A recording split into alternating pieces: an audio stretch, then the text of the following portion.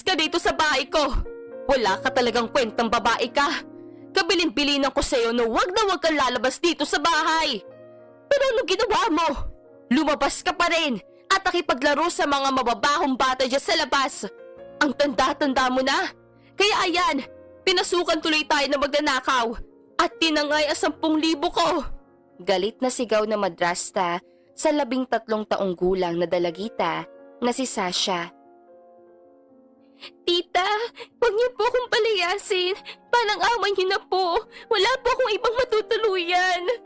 Pagmamakaawa ni Sasha. Ay nako, hindi ko na problema yon. Kasalanan mo yon dahil hindi ka marunong makinig sa amin. Wala kang ibang dapat na sisihin kung hindi ang sarili mong walang hiya ka. Sabi ng madrasta na si Tina. Sumabat ang panganay ni Tina na si Veronica. Mama, palayasin mo na yung babaeng yan at ayaw ko na makita yan dito. Nakakapang-init lang ng ulo. Ay talagang palalayasin ko na siya, sabi ni Tina at kinuha ang mga gamit ni Sasha sa kwarto nito sa 3rd floor ng bahay. Maliit na kwarto ito, madumi at pinamumugaran ng mga ipis at daga. Matapos isa-isang kunin ni Tina ang mga gamit ni Sasha, ay inilagay niya ito sa isang malaking grocery shopping bag. Matapos ay muli siyang bumaba at itinapon ang mga gamit ni Sasha sa labas ng bahay. Iyak ng iyak si Sasha at lumuhod pa siya sa harapan ng mag-inang Tina at Veronica. Tita, ate, patawarin niyo po ako. Hindi na po talaga ako aalis dito sa bahay kapag sinabing niyo po. Umiiyak na sabi ni Sasha. Punong-puno ng mga luha ang kanyang mga mata na bumabagsak sa kanyang baba at damit.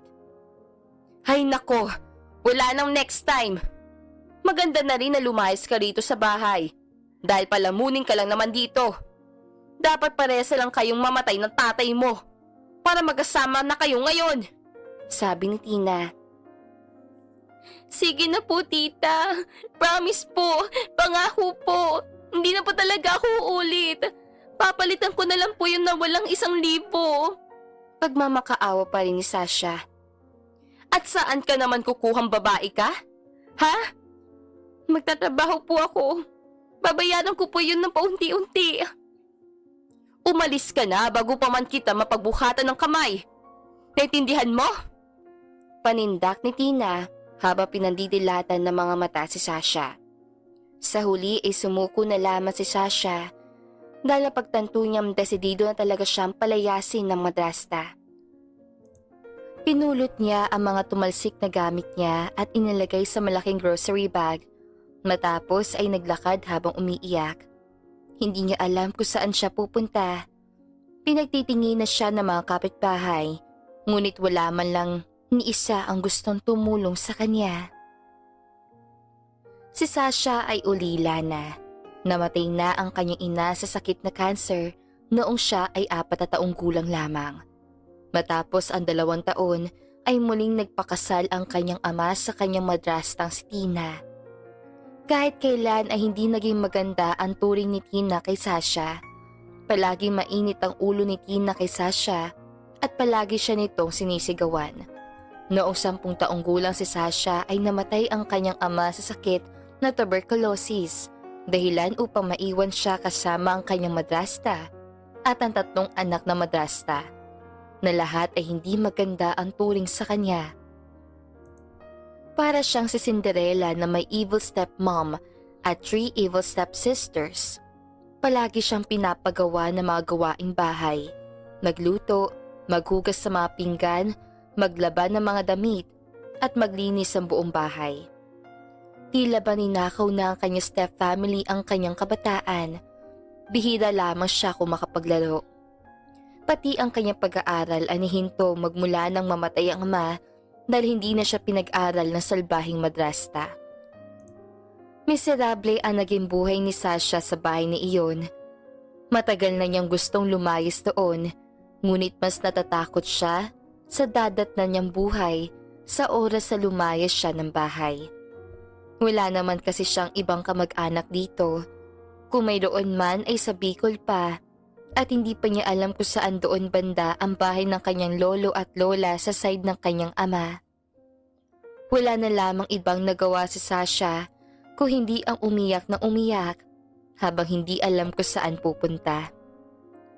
Patawid siya sa kalsada na may makita siyang isang matandang babaeng patawid. Kukuba-kuba na ito kung maglakad at halatang nahihirapan na. Pinunas ni Sasha ang luha mula sa kanyang mga mata at nilapitan ang matandang babae. "Lola, tulungan ko na po kayong tumawid," sabi ni Sasha at kinuha ang kamay ng matandang babae upang alalayan ito. "Salamat, iha," sabi ng matandang babae at tinulungan na nga siyang tumawid si Sasha. "Marami salamat, iha, ha," sabi ng matandang babae nang sila'y nakatawid sa kabilang kalsada. "Walang anuman po, Lola.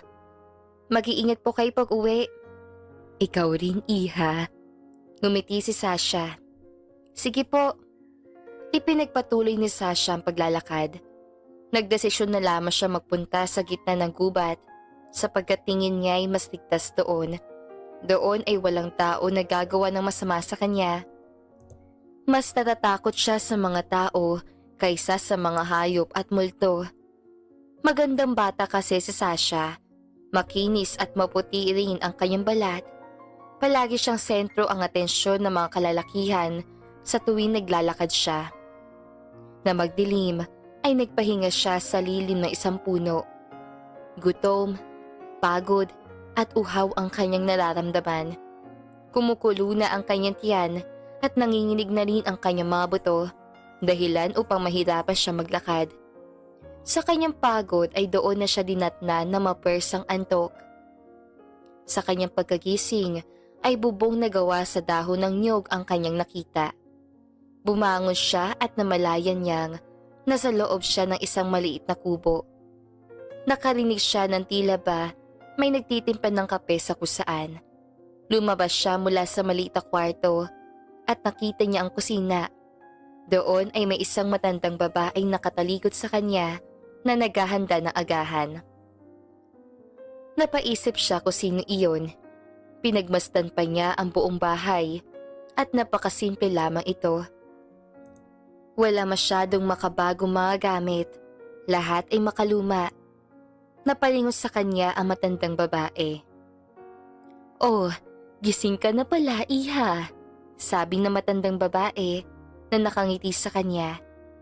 Nahiya naman si Sasha at humawak sa gilid ng pintuan. "Oh, huwag kang matakot. Mabait ako. Hindi ako kaaway," sabi ng matandang babae upang kunin ang kanyang loob. "Mabuti pa ay magagahan na tayo. Siguradong nagugutom ka na," sabi ng matanda. "Hindi niyo po ba ako sasaktan, Lola?" tanong ni Sasha. Nahabag naman ang matanda dahil naisip ng matanda na kung ganito makasuspect siya si Sasha ay siguradong miserable ang naging buhay nito sa labas. "Huwag kang mag-alala, apo. Hindi kita sasaktan. Nakita kitang walang malay sa ilalim ng puno, kaya dinala kita rito. Matanda na ako, kaya ano naman ang mapapala ko kung sasaktan kita." "Ganoon po ba?" Naging panatag naman ang loob ni Sasha sa matanda, kaya marahan siyang lumapit dito. Sa mesa ay nakahanda ang sinangag na kanin at pritong itlog. Mayroon pang isang baso ng kape at isang baso ng gatas. "Tara na, kumain na tayo," sabi ng matanda at pinagsaluhan nga nila ang mga pagkain doon. "Ako nga pala si Lola Anastasia. Ikaw ba? Ano pangalan mo?" Pakilala ng matanda na sinundan ng tanong. "Ako po si Sasha, Lola." "Ganyan nga, Sasha. Huwag kang mahihiyang kainin ang pinaghanda ko para sa iyo." "Salamat po, Lola, ha. Sobrang nagugutom na po kasi ako kaya parang ang hirap na pong tanggihan," sabi ni Sasha. "Ganoon ba? Bakit pa kasi nandun ka sa ilalim ng puno at walang malay? Anong ginagawa mo roon? Pinalayas po kasi ako ng stepmother ko. Wala na po ako ibang mapupuntahan.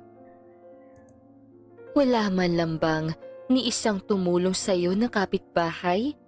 Wala po, Lola. Napakasalbahe naman pala niya mga kapitbahay mo. Lalo na yung madrasta mo.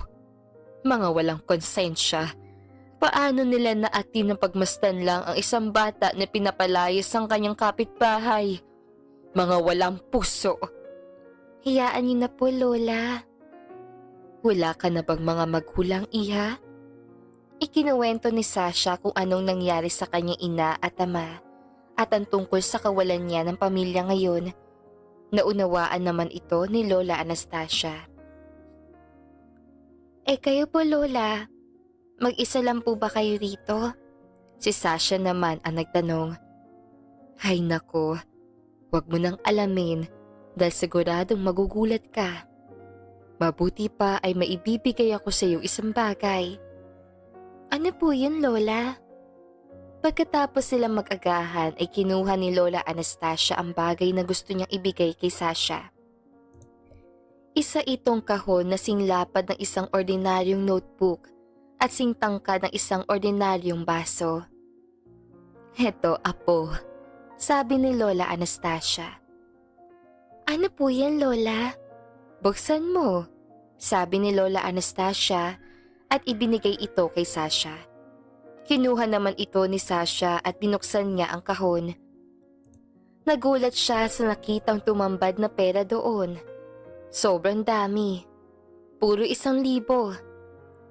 Ang dami pong pera, Lola. Magkano po ito, Lola? Kalahating milyon yan. Ibibigay ko na sa'yo. Total ay naging mabait ka sa akin kahapon. Kahapon po? Ano pong ginawa ko? Pagtataka ni Sasha.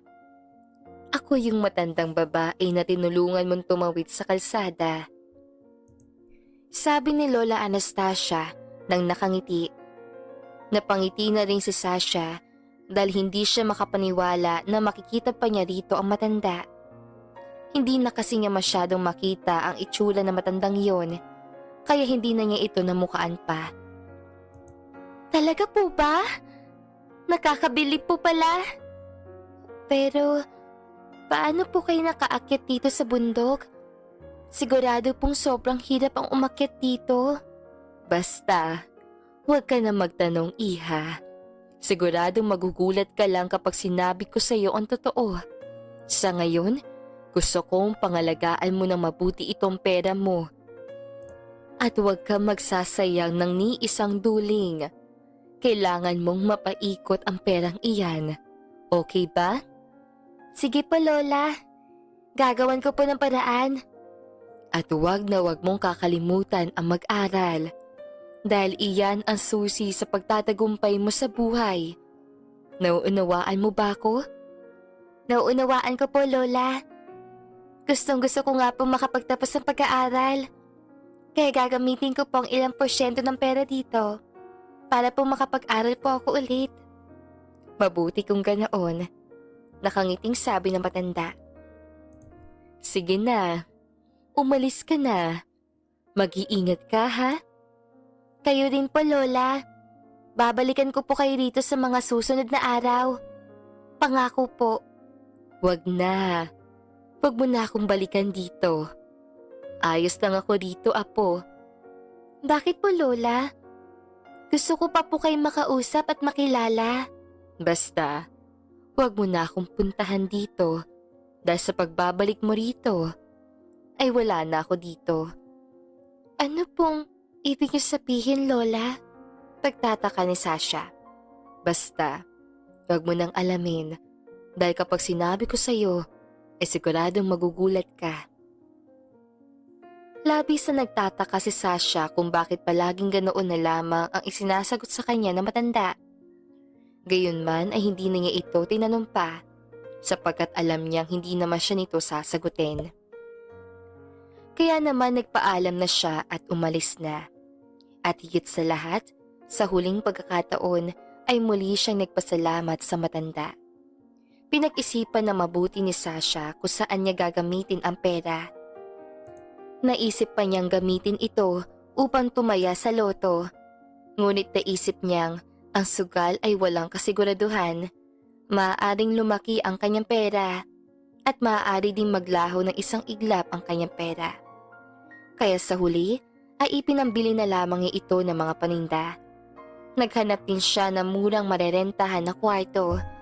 Nakahanap siya ng isang kwarto na nagkakahalaga ng 1,500 kada buwan. Maliit ngunit ayos na ito para sa isang taon. Sa umaga ay ibinebenta niya ang mga panindang gulay sa palengke. Nakikipwesto lamang siya sa isang matandang babae na mabuti ay pinayagan niya. Ikinuwento kasi niya sa matanda ang kanyang buhay at nahabag naman sa kanya ang matanda. Sa paglipas sa mga araw ay lumaki pa ng lumaki ang pera ni Sasha. Kung magkano ang lumabas sa kanyang pera, ay doble naman noon ang pumapasok dahil sa kanyang mga paninda. Matapos ang isang buwan, ay nagtungo siya muli kay Lola Anastasia upang ibalita rito ang tungkol sa kanyang negosyo. Ngunit matapos ang 5 oras niyang paghalughog sa kagubatan, ay hindi niya nakita ang bahay ng matanda. Napagtanungan pa niya ang isang residente sa lugar at sinabi nitong walang Lola Anastasia ang nakatira sa anumang bahagi ng gubat na iyon. At dito ay may isiniwalat ang lalaki na pagtanungan niya na lupang ikinatayo ng mga balahibo niya sa katawan. Sinabi ng lalaki na sa mga nakalipas sa maraming taon ay maraming tao ang naghahanap kay Lola Anastasia upang magpasalamat dito sa mga naibigay nitong tulong sa kanya. Dito ay sinabi ng lalaki na ang Lola Anastasia ng kanyang nakita ay hindi isang tao, kung hindi isang diwata na tumutulong sa mga taong nangangailangan. Bagamat natakot si Sasha, ay unti-unting naglaho ang takot na iyon at napalitan ng saya dahil ngayon ay alam niyang nasa mabuting kalagayan lamang pala si Lola Anastasia. Naisip niyang wala siyang dapat na ikatakot dahil si Lola Anastasia ang nag-iisang tao na kauna-unahang tumulong sa kanya. Si Lola Anastasia ang kauna-unahang taong nagpakita ng pagmamahal sa kanya. Kaya naman sa huli ay umuwi na lamang siya na may ngiti sa mga lapi. Ipinagpatuloy ni Sasha ang kanyang buhay at na sumunod na taon ay nagpatuloy siya sa pag-aaral. Nang muling magtagpo ang landas sila ng madrasta, ay pinagbintangan siya nito, siya ang nagnakaw na 10,000 nito at ipinangnegosyo niya ang pera. Mariin naman itong itinanggi ni Sasha at nagsimula siyang tumayo sa sarili niyang mga paa. Total ay hindi na siya nakatira sa madrasta, ay lumaban na siya mula sa pang-aapi na madrasta. Nagulat naman ang madrasta at kitang-kita niya sa mga mata ni Sasha ang nag-aalab nitong galit para sa kanya. Kaya sa huli ay umalis din si Tina dahil alam niyang simula ngayon ay hindi papayag pang magpaapi si Sasha sa kanya. Ipinagbuti ni Sasha ang kanyang pag-aaral. Sa umaga ay pumapasok siya sa eskwela at sa hapon at gabi naman ay nagtitinda siya. Bagamat pinagsasabay niya ang dalawa, ay siniguro niyang ang pag-aaral pa rin ang kanyang prioridad sa buhay. Magmula noon ay naging independent na si Tina. Maaga siya naging madiskarte at naging matalino. Pinipili niya ang mga taong nakakasalamuha niya dahil alam niyang maraming tao sa paligid ang gusto siyang lamangan at pagnakawan dahil sa kanyang murang edad. Ang akala ng mga tao ay madaling mapapaikot si Sasha, ngunit nagkamali sila. Dahil kilala ni Sasha kung sino-sino ang totoo sa kanya at kung sino-sino ang mga mapagpanggap. Nakapagtapos ng kolehiyo si Sasha sa kursong law. Gusto kasi niyang maging abogado. Makalipas pa ang 2 taon ay naging ganap na siyang abogado. Hindi niya kinalimutan ang lahat ng mga taong tumulong sa kanya upang maabot ang tagumpay niya sa buhay ngayon. Higit sa lahat, sa kanyang kalooban ay nagpapasalamat siya kay Lola Anastasia na siyang naging simula ng pagbabago ng kanyang buhay. Ang dating inaaping dalagita, ngayon ay isa ng asensadong abogado. At dito na nga po nagtatapos ang magandang istoryang ito. Maraming salamat!